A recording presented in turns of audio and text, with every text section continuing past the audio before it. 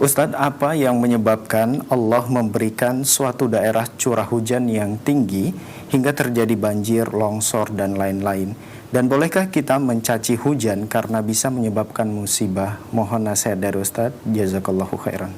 Ikhwan dan akhwat yang rahmati Allah Subhanahu wa taala, para pemirsa raja, bismillah, alhamdulillah, salatu wassalamu ala Rasulillah. Allah Subhanahu wa taala tentu ketika menggiring hujan, ya Allah tahu kadarnya. Allah berfirman, wa anzalna minas samaa'i ma'an biqadarin. Ya, kami turunkan hujan dengan kadar yang Allah tentukan. Terserah Allah, Allah datang terkadang menjadikan hujan tersebut sebagai rahmat, ya. Seperti firman Allah Subhanahu wa taala, wa huwa alladzi yursilur riyaha busyran baina yaday rahmatih. Dan dialah Allah telah mengirimkan angin sebagai kabar gembira di sebelum datang rahmatnya. Yaitu hujan adalah rahmat. Namun terkadang Allah menjadikan hujan juga sebagai azab, sebagaimana Allah timpakan kepada kaum Nabi Nuh. Perhatikan ketika Nabi Nuh berkata kepada kaumnya, "Faqultu astaghfiru rabbakum innahu kana ghaffara yursilis samaa'a 'alaikum midrara."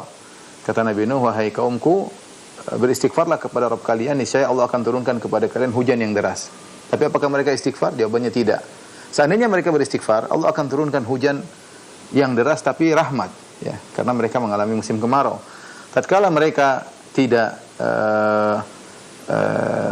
beriman kepada Allah Subhanahu wa taala, hujannya turun tapi hujan azab.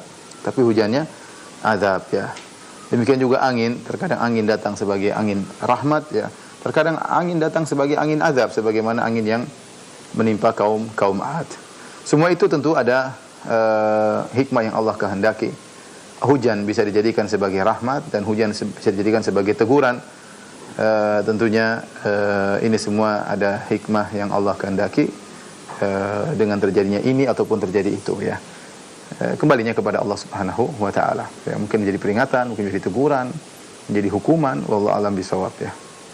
Ini yang berkaitan tadi dengan dengan hujan. Yang kedua, kita tidak boleh mencela angin, mencela hujan, ya. Karena hujan dan angin tidak berjalan dengan sendiri, tapi ada yang mengaturnya. Makanya dalam surat Fatir tadi kita sebutkan bagaimana Allah Subhanahu wa taala yang mengirim angin, ya. Wa huwa wallahu alladzi arsala riyaha. Dialah Allah yang mengirim angin. Angin diutus, ya. Ya, makanya kalau kita mencela angin, ya, maka ini adalah mencela yang mengutusnya.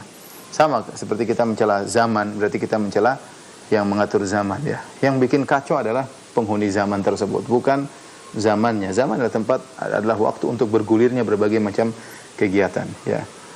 Demikian juga angin dikirim oleh Allah, terkadang membawa rahmat, terkadang menjadi teguran, terkadang membawa musibah, tapi tidak boleh kita cela, ya.